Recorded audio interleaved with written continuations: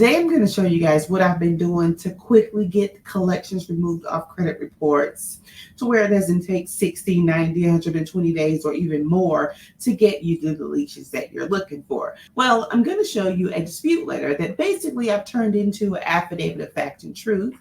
It has 609 verbiage on it and all of the account information that you would need in your dispute/affidavit of fact and truth to get your deletions. So an affidavit is a legally binding document and it will stand up in court as the truth unless they're shown to be another truth, basically on another affidavit. So basically with the affidavit, once you send that out to the credit bureaus, collection agencies, or whomever you're sending it out to, they're going to be really careful about how they respond to that because of the strength of the affidavit. So they're not going to send you back a letter or counter it with another affidavit based on information that they're not 100% positive of because it is a legally binding thing. You can sue them for that, right? And win money and get a deletion. So that's one reason why the affidavit is so powerful when it comes to disputing collections. So here's a look at the affidavit of fact and truth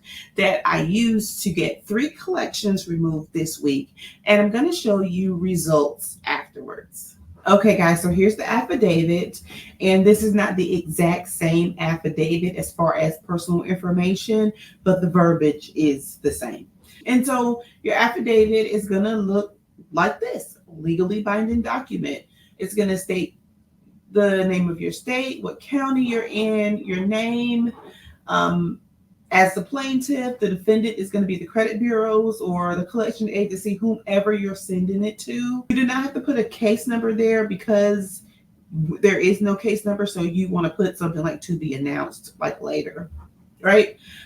So basically what I've done here now, this is 609 dispute verbiage that you would use when you're disputing a collection. Right.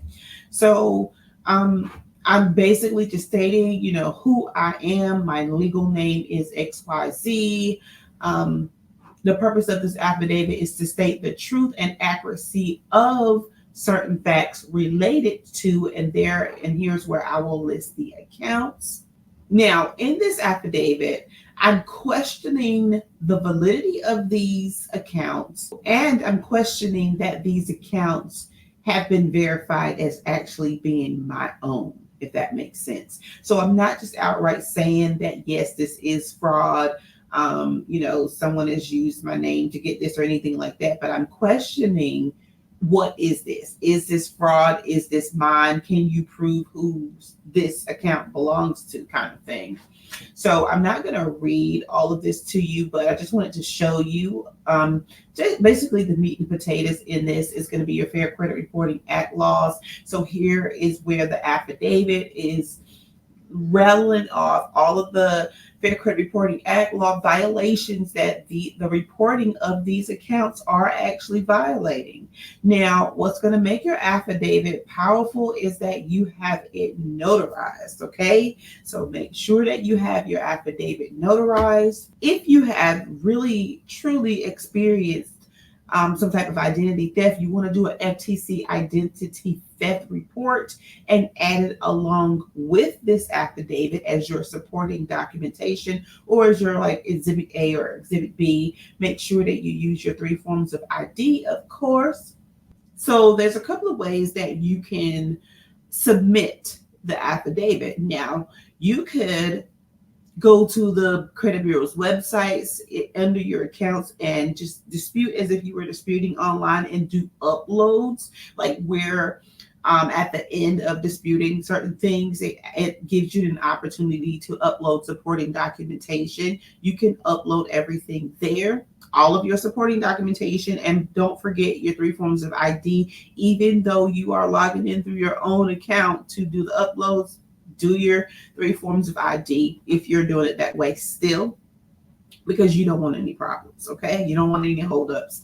So that's one way that you can do it. And of course, you can mail things in if you choose to, but if this is something that you kind of want to get done a little quicker, I would definitely go CFPB route, where you're not printing and sending in any letters at all. You're just going straight to the CFPB. You're going to file your complaint. If you have an FTC report that you have along with the affidavit of fact and truth, you're going to upload all of that into the CFPB's portal along with your 3 forms of ID, and you're going to submit it.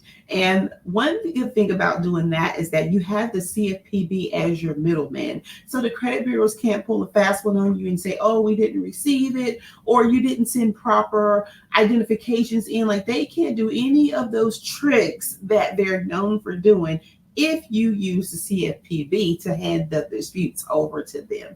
So that's always a good way to get it done. And the CFPB keeps you updated via email every time there's any movement or any responses from the bureaus. And then, you get a chance to respond back. So it's really a good, cool, more progressive way to dispute. In fact, when I'm actually escalating a dispute, I always will go through the CFPB. So now, these disputes were filed probably like 32 days ago. And so I just wanted to just show you some results.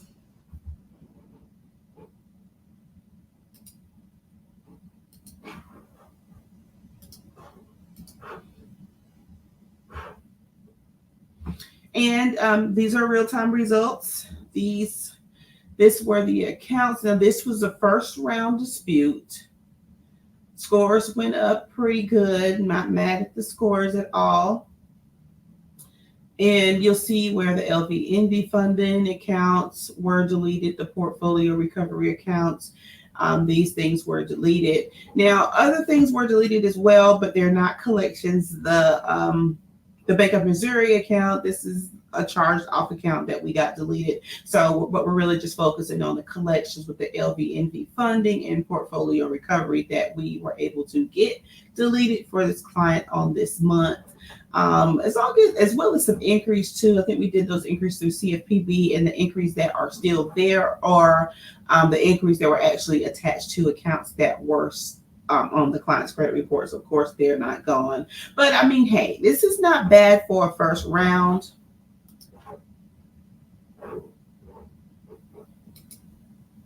I am not mad at that at all.